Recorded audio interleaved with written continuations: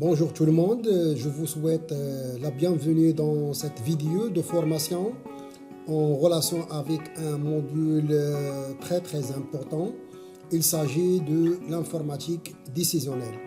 Restez avec moi pour comprendre ce domaine de l'informatique qui est actuellement appliqué dans pas mal de domaines. Et je vous souhaite une autre fois la bienvenue.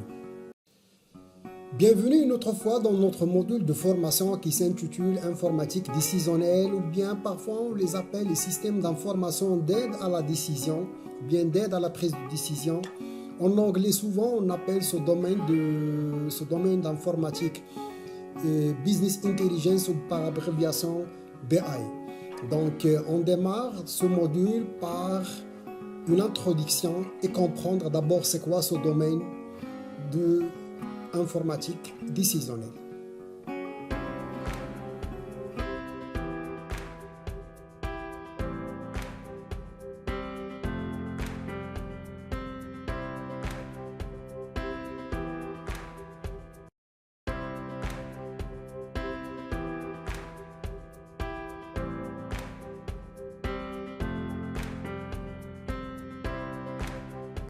Puisque notre domaine de formation est en relation avec la prise de décision, il est très évident de commencer d'abord par c'est quoi cette notion de décision.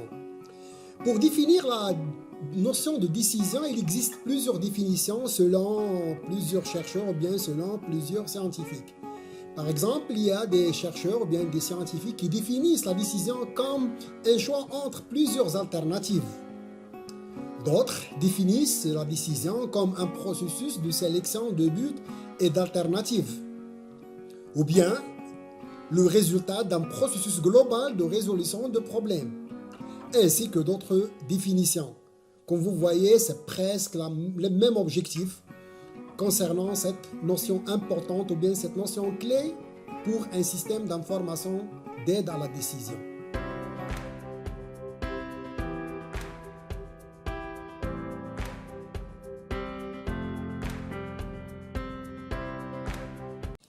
Pour prendre une décision, il existe actuellement plusieurs méthodes. La différence entre ces méthodes, c'est la crédibilité, la fiabilité, la mise en œuvre, le coût, ainsi de suite. Parmi ces méthodes, on peut citer réfléchir en solo, ça veut dire vous-même, analyser les chiffres, et on va voir après le rôle des systèmes d'information d'aide à la décision dans ce cadre, opter pour le collectif, se tourner vers un tiers ou bien agir puis réfléchir. On cite également parmi les méthodes de ne pas même décider, utiliser le mind mapping, faire comme tout le monde et parfois même s'en remettre au hasard. Donc ça c'était brièvement les 10 méthodes qu'on peut généralement utiliser pour prendre une décision.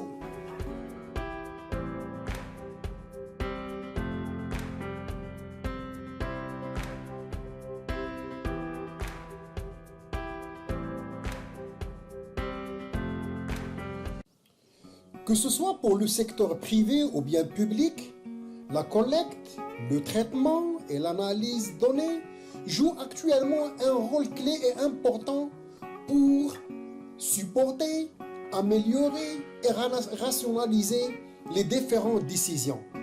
Par conséquent, l'informatique décisionnelle désigne l'ensemble de technologies qu'on peut utiliser pour que ce soit collecter, traiter ou bien analyser ces données.